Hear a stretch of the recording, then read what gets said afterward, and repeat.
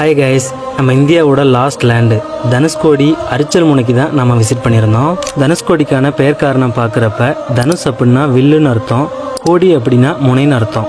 சிம்பிளாக வில்முனை. அதாவது இந்தியாவோட தென்கோடியில் இருக்கிற இந்த நிலப்பரப்பு வந்து வில் போல வளைஞ்சு அமைஞ்சிருக்கிறதுனால இந்த இடம் தனுஷ்கோடி அப்படின்னு அழைக்கப்பட்டிருக்கு. நம்ம ராம்நாட்டில இருந்து தனுஷ்கோடி அரிச்சல் முனை போகிறதுக்கு கொஞ்சம் டீட்டெயில் சொல்கிறேன், நோட் பண்ணிக்கோங்க.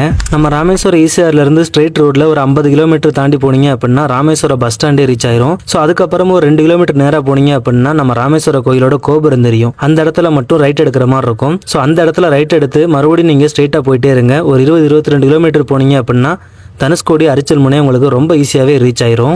1964 டிசம்பர் 22க்கு முன்னாடி வர நம்ம சென்னை எக்மோர்ல இருந்து பாம்பன் பாலம் வழியா தனுஷ்கோடி வரைக்குமே ட்ரெயின்லாம் வந்திருக்கு. தனுஷ்கோடி ரயில்வே ஸ்டேஷனுக்கு பக்கம்ல இருக்கிற கப்பல் துறைமுகம் மூலமா மக்கள் வணிக பொருட்கள் எல்லாத்தையும் இலங்கையோட தலைமன்னார் பகுதிக்கு கொண்டுமே போயிருந்திருக்காங்க.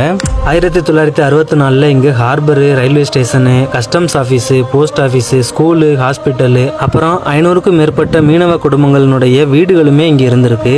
1964 டிசம்பர் 22 அன்னைக்கு நடுராத்திரி வந்த சூறாவளி புயல் சைக்ளோன் தனுஷ்கோடியை தலைகீழாக புரட்டி போட்டுருச்சு.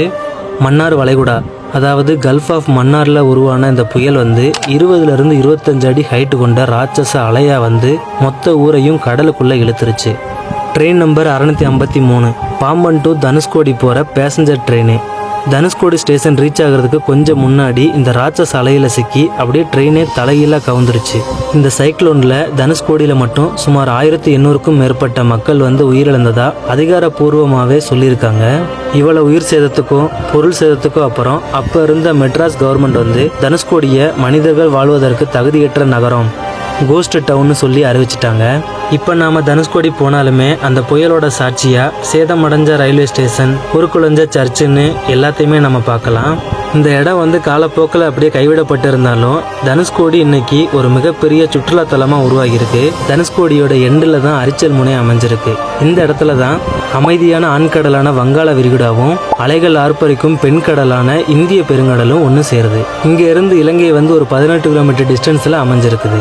இயற்கையோட பேரழிவுக்கு ஒரு வரலாற்று சான்றாகவும் மனசை அமைதிப்படுத்துகிற மாதிரி ஒரு அழகிய கடற்கரையாகவும் தனுஷ்கோடி இன்னைக்கும் நிமிர்ந்து காணப்படுது. நம்ம ஊர் மக்களோட வழி நிறைந்த வரலாறை எல்லாருக்குமே தெரியப்படுத்துங்க.